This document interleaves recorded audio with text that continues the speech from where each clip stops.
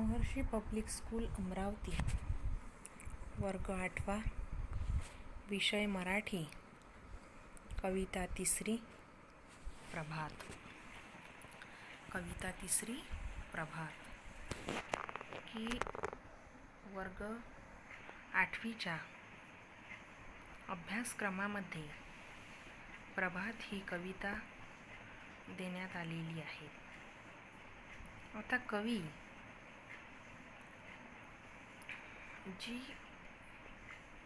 ही जी कविता एका कवीने लिहिलेली आहे ते कवी आपण नंतर बघणार आहोत. पण त्या कवितेमध्ये प्रभात म्हणजे सकाळ, पहाट. प्रभातचा अर्थ काय होतो? सकाळ, पहाट वगैरे वगैरे. तर ती जी प्रभात आहे, ती जी पहाट आहे, ती जी सकाळ आहे, ती कशी असायला हवी किंवा त्यामध्ये काय रंजकता आहे, नेमकी ती कविता कशावर आधारित आहे ते आपण नंतर बघणार आहोत. सुरुवातीला आपल्याला कवितेचं जे नाव आहे प्रभात कविता, ती प्रभात कविता कशावर निर्भर आहेत किंवा कशावर आधारित आहेत याचा आपल्याला पहिले अभ्यास करावा लागेल. कारण आपण प्रभात कविता शिकून राहिलेलो आहेत, परंतु आपल्याला प्रभात म्हणजे काय हे नेमकं माहीतच नसेल तर काय होईल? जी पूर्ण कविता आहेत ती सुद्धा समजणार नाही. म्हणून प्रभात ही कविता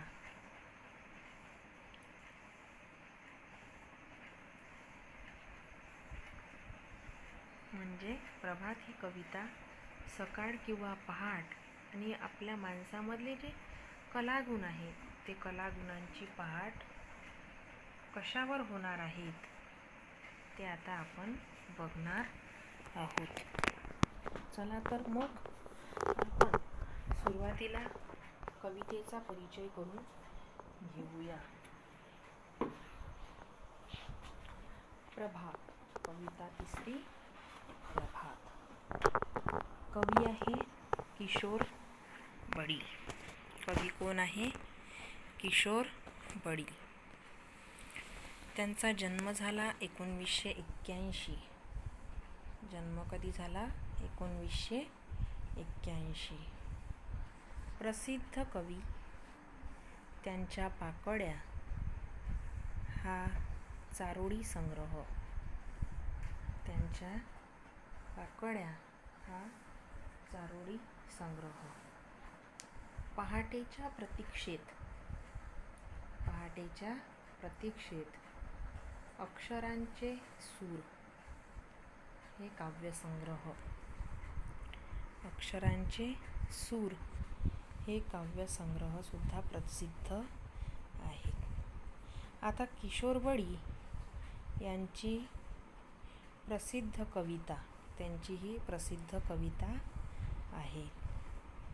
त्यांचे पाकळ्या हा चारोळी संग्रह, पहाटेच्या प्रतीक्षेत, अक्षरांचे सूर हे काव्यसंग्रह सुद्धा प्रसिद्ध आहेत. धुम्मस हे वऱ्हाडी स्तंभलेखन. धुम्मस हे वऱ्हाडी स्तंभलेखन इत्यादी लेखन प्रसिद्ध आहे. अनेक चित्रपटांसाठी त्यांनी गीतलेखन केले आहे. अनेक चित्रपटांसाठी त्यांनी काय केलेलं आहे? गीतलेखन केले आहे. काही मालिका आणि चित्रपट यातून अभिनय केला आहे. अभिनय म्हणजे नाटक वगैरे. ज्या काही मालिका आहेत आणि चित्रपट आहेत यातून त्यांनी काय केलेलं आहे? अभिनय केला आहे.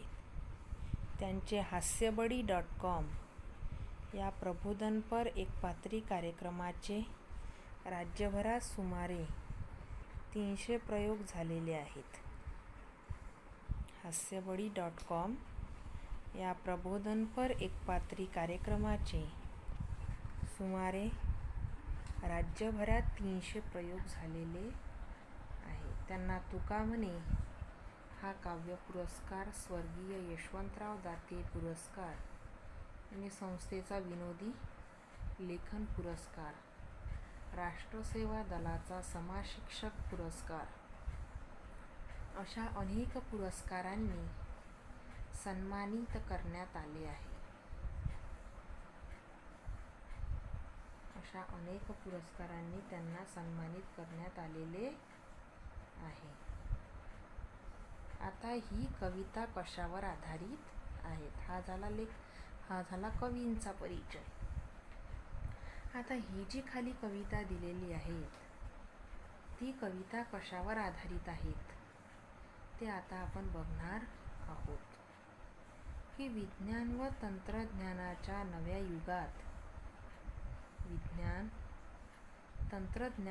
नव्या युगात ज्ञानाची नवनवी दालने खुली होत आहेत.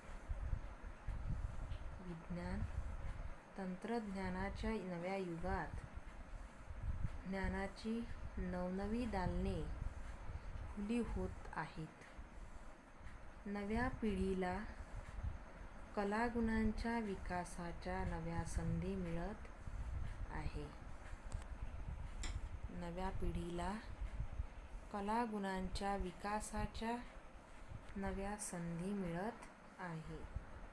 अशा आश्वासक वातावरणात भेदभाव विसरून देशाला प्रगतीपथावर नेण्याच्या नव्या वाटा शोधण्याचे आवाहन कवी या कवितेतून व्यक्त करत आहे.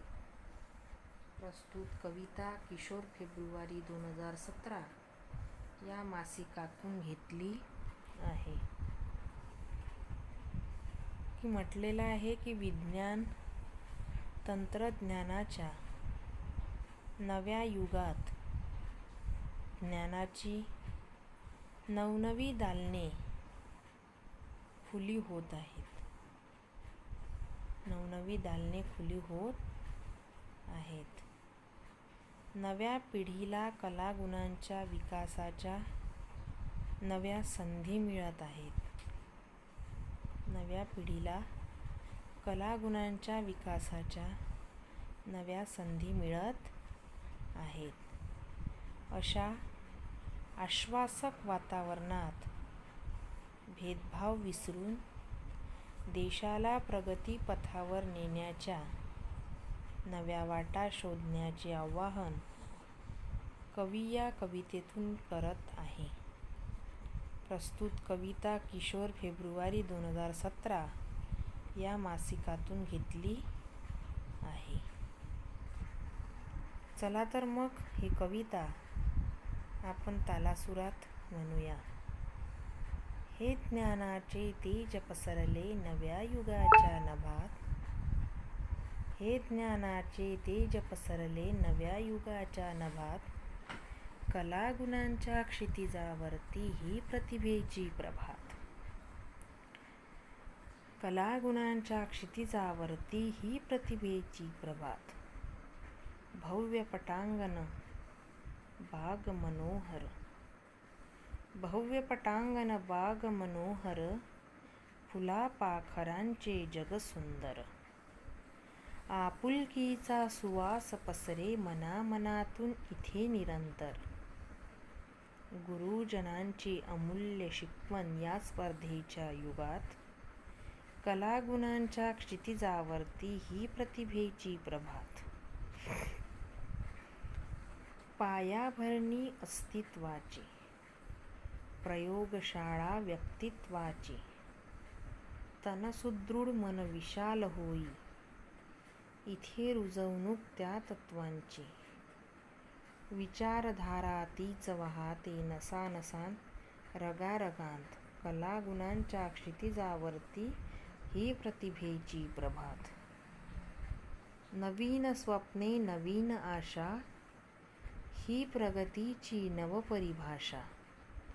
परिश्रमाने अभ्यासाने उन्नत बनवू आपुल्या देशा. मिटवून सारे भेद चला रे मानवतेच्या युगात. कलागुणांच्या क्षितिजावरती ही प्रतिभेची प्रभा. आता ही जी कविता आहे ती थोडक्यात दिलेली आहे, परंतु सुंदर आणि मार्मिक त्यामागे लपलेला आहे. की सुरुवातीलाच किशोर बळी यांनी सांगितलेलं होतं किंवा परिचयामध्येच दिलेलं आहे की विज्ञान व तंत्रज्ञानाच्या नव्या युगामध्ये जे आपल्याला ज्ञान मिळत आहे त्या ज्ञानाची जी दालने आहेत, दरवाजे आहेत, दालने मीन्स दरवाजे, ती दरवाजे आपल्यासाठी काय झालेली आहेत, खुली झालेली आहेत.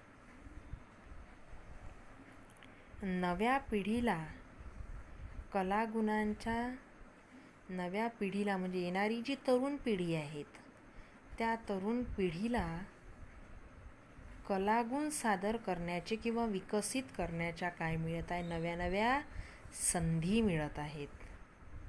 आणि अशा आश्वासक वातावरणामध्ये भेदभाव मिटून देशाला प्रगती पथावर नेण्याचं जे आव्हान आहेत, आपण आपल्या उराशी एखादं ध्येय गाठतो, ते ध्येय साकार करण्यासाठी, सक्सेस करण्यासाठी आपण काय करत असतो, सतत प्रयत्नशील असतो.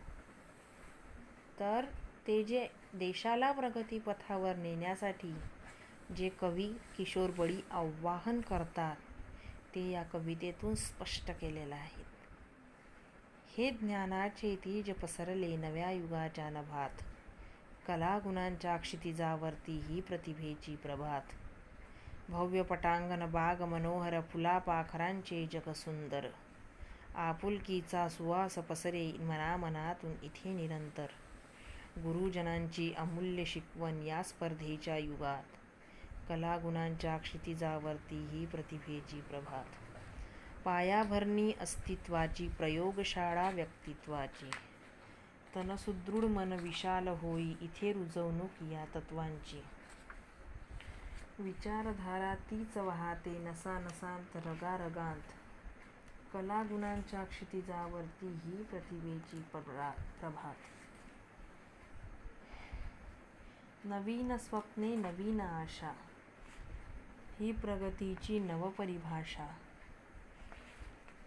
परिश्रमाने अभ्यासाने उन्नत बनवू आपुल्या देशा. मिटवून सारे भेद चला रे मानवतेच्या युगात. कलागुणांच्या क्षितिजावरती ही प्रतिभेची प्रभात. आता आपण या कवितेचा भावार्थ समजून घेऊया की हे ज्ञानाचे तेज पसरले नव्या युगाच्या नभात. म्हणजे तंत्रज्ञानाच्या नवीन युगाच्या आकाशात ज्ञानाचा, विद्येचा प्रकाश पसरला आहे. कलागुणांच्या क्षितिजावर ती नवनिर्मितीची सकाळ उगवली आहे. त्यानंतर भव्य पटांगण, भव्य प्रांगणासारखी ही आपली विशाल मातृभूमी आहे. जणू ही सुंदर बाग फुललेली आहे. फुले व पाखरे यासारख्या माणसांचे हे सुंदर जग आहेत. इथे स्नेहाचा, प्रेमाचा सुगंध पसरलेला आहे. या स्पर्धेच्या जमान्यात आपल्या गुरुजनांची आपल्याला अनमोल शिकवण दिली. गुरुजनांनी आपल्याला अनमोल शिकवण दिली आहेत.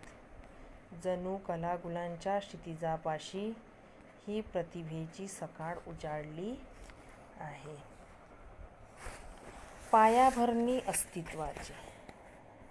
स्वतःचे अस्तित्व मजबूत करण्यासाठी ही व्यक्तिमत्वाच्या जडणघडणीची प्रयोगशाळा आहे. इथे शरीर निरोगी व आरोग्यदायी होते आणि मन विशाल होते.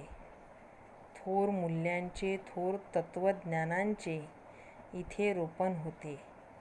आमच्या नसानसांत, रगारगांत तीच अमूल्य विचारधारा रक्तासारखी वाहत राहते. कलागुणांच्या क्षितिजावर आता नवनिर्मितीची प्रभात होत आहे. नवीन स्वप्ने, नवीन आशा. इथल्या मनामनात नवीन स्वप्ने रुजली आहेत. उमेद, नवीन आशा, नवीन उमेद फुललेली आहे. प्रगतीची ही नवीन व्याख्या आम्ही दृढ केली आहे. अपार कष्टाने व अविरत अभ्यासाने आमच्या देशाला आपण प्रगतिशील बनवूया. सारे भेदाभेद मिटवून माणुसकीचे नवीन युग आणूया. कलागुणांच्या क्षितिजावर नवनिर्माणाची सकाळ झाली आहे. हा आहे कवितेचा भावार्थ. की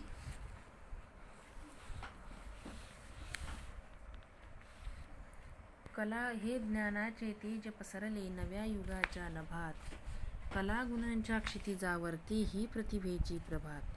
तंत्रज्ञानाच्या नवीन युगाच्या आकाशात ज्ञानाचा, विद्येचा प्रकाश पसरला आहे.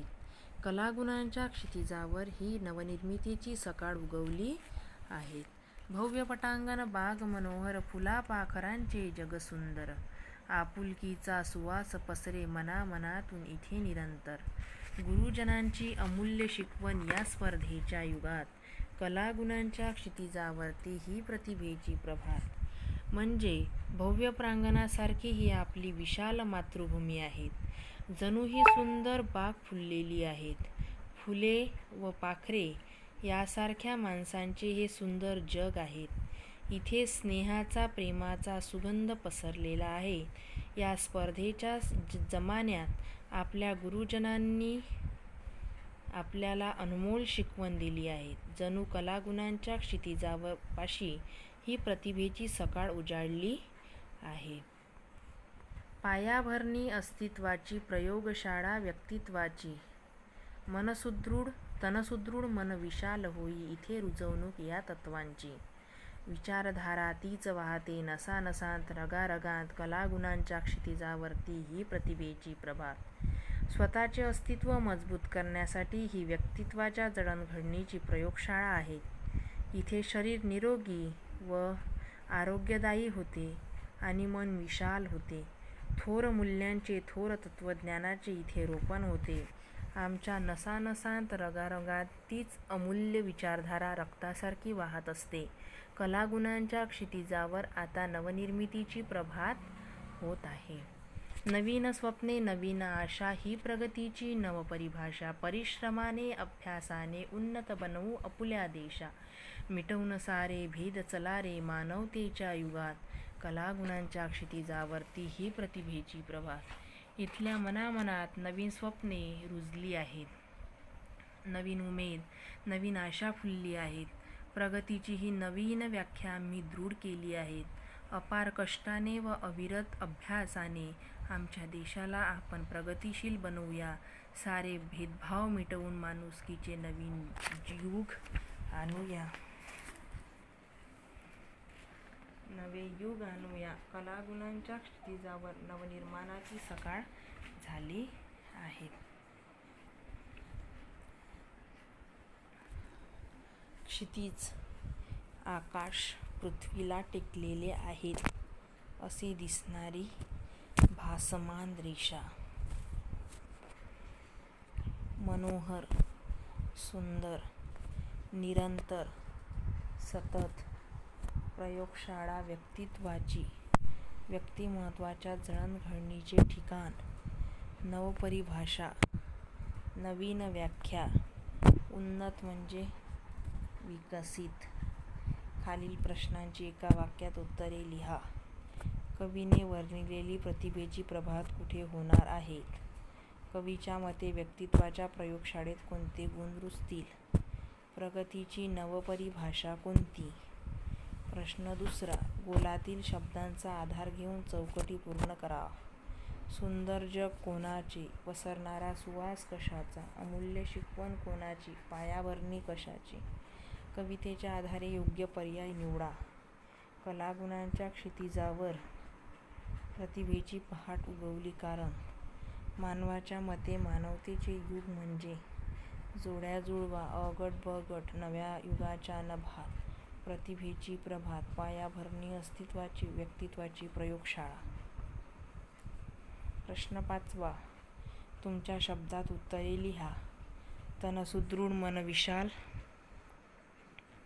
होई. या शब्दसमूहांचा तुम्हाला कळलेला अर्थ. तुम्हाला कळलेली कवीची प्रगतीची नवपरिभाषा स्पष्ट करा. मिटवून सारे भेद चला रे मानवतेच्या युगात या ओळीचा तुम्हाला कळलेला सरळ अर्थ लिहा. प्रश्न 6वा. कवितेतील यमक जुळणाऱ्या शब्दांच्या जोड्या शोधून लिहा. खेळू या शब्दांशी. खालील शब्दांसाठी कवितेत शब्द शोधा. आकाश, सुगंध, सुंदर आणि शरीर. विशेष्य विशेषणाच्या योग्य जोड्या जुळवा. अ गट ब गट. त्यानंतर आहेत आता प्रश्नाची उत्तरे. कविता तिसरी, प्रभात. खालील प्रश्नांची एका वाक्यात उत्तरे लिहा. कवीने वर्णिलेली प्रतिभेची प्रभात कुठे होणार आहेत? कवीने वर्णिलेली प्रतिभेची प्रभात कलागुणांच्या क्षितिजावरती होणार आहे. कवीच्या मते व्यक्तित्वाच्या प्रयोगशाळेत कोणते गुण रुजतील? कवीच्या मते व्यक्तित्वाच्या प्रयोगशाळेत शरीर सुदृढ, तन सुदृढ, मन विशाल करण्याचे गुण रुजतील. प्रगतीची नवपरिभाषा कोणती? नवीन स्वप्ने, नवीन आशा ही प्रगतीची नवपरिभाषा आहे. गोलातील शब्दांचा. प्रश्न दुसरा. गोलातील शब्दांचा आधार घेऊन चौकटी पूर्ण करा. सुंदर जग कोणाचे? फुलापाखरांचे.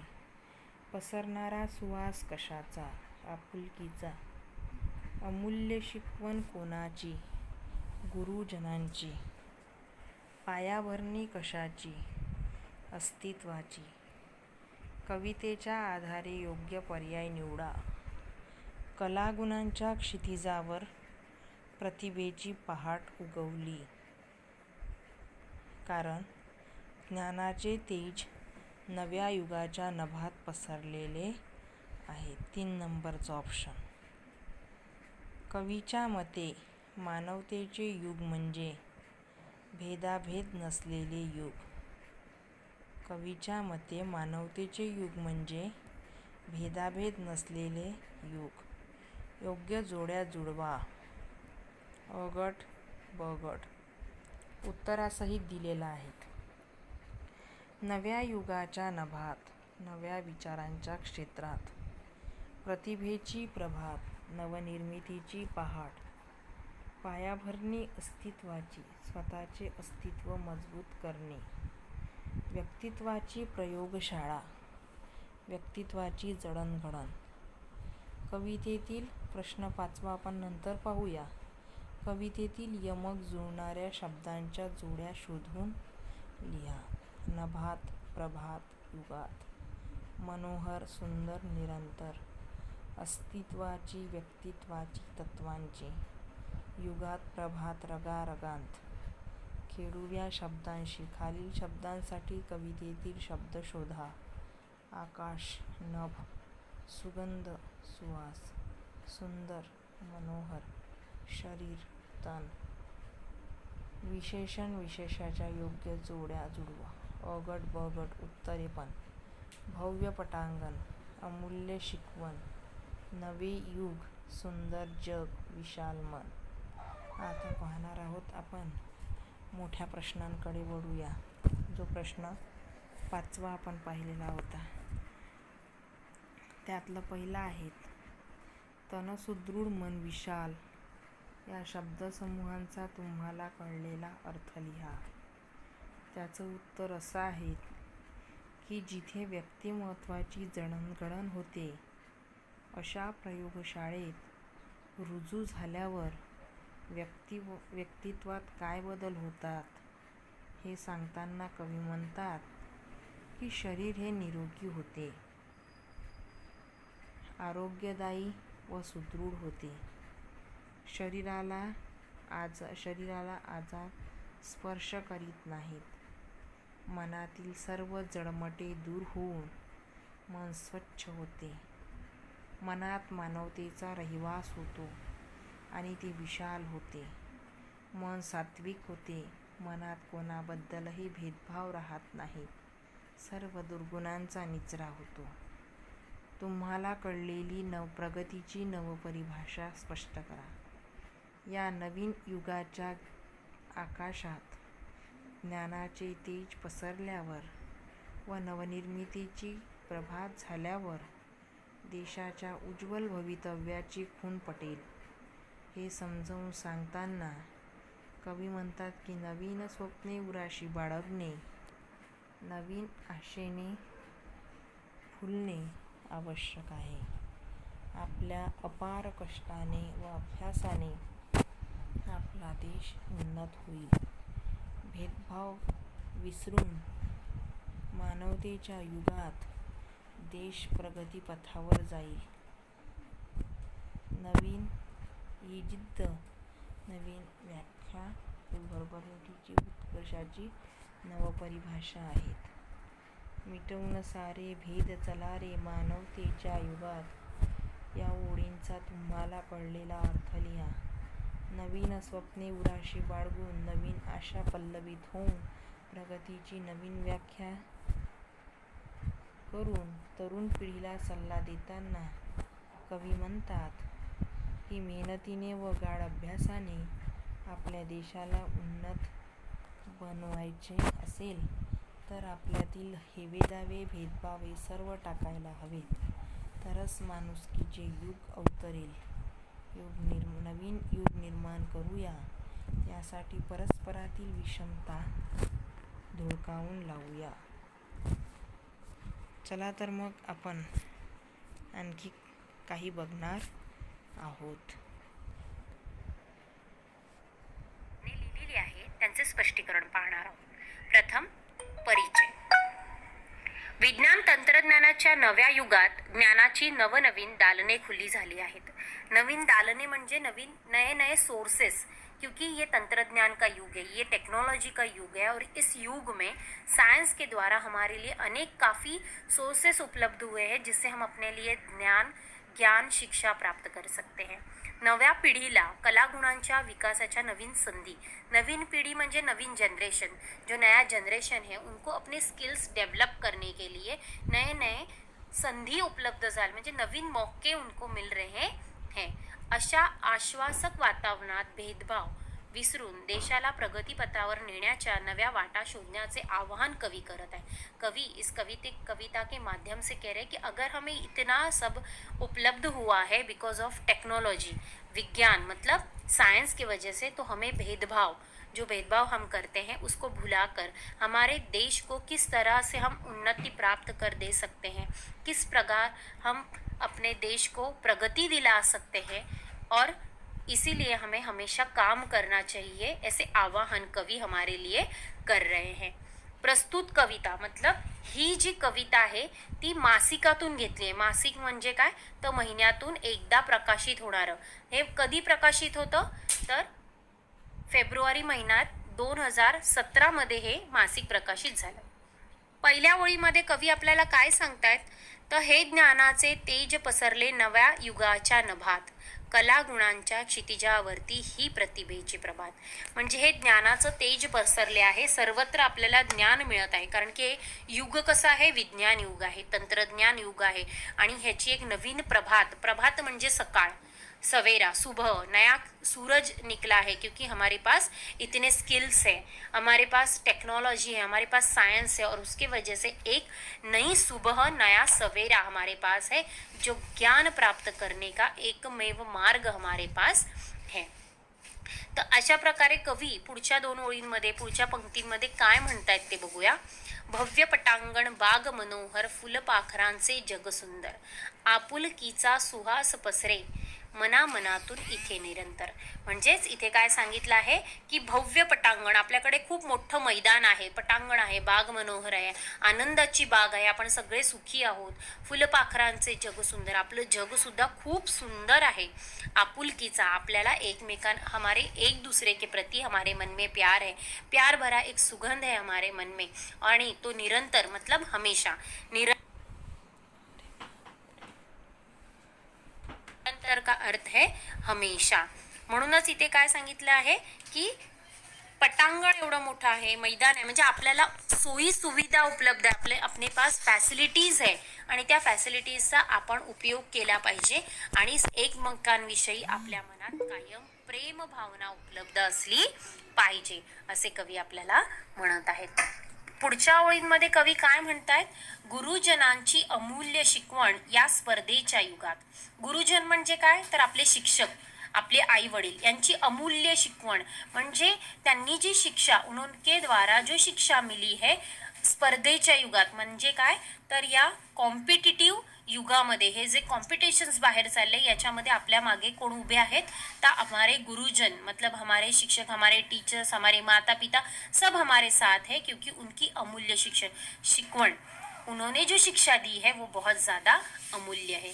कलागुणांच्या क्षितिजावरती ही प्रतिभेची प्रभात, आणि कलागुणांची ही प्रतिभेवरती, क्षितिजेवरती, म्हणजे ही सकाळ जी आहे कलागुणांची, त्याचा उपयोग आपण करून घेतला पाहिजे. पुढे काय म्हटलं आहे, पायाभरणी अस्तित्वाची, प्रयोगशाळा व्यक्तित्वाची.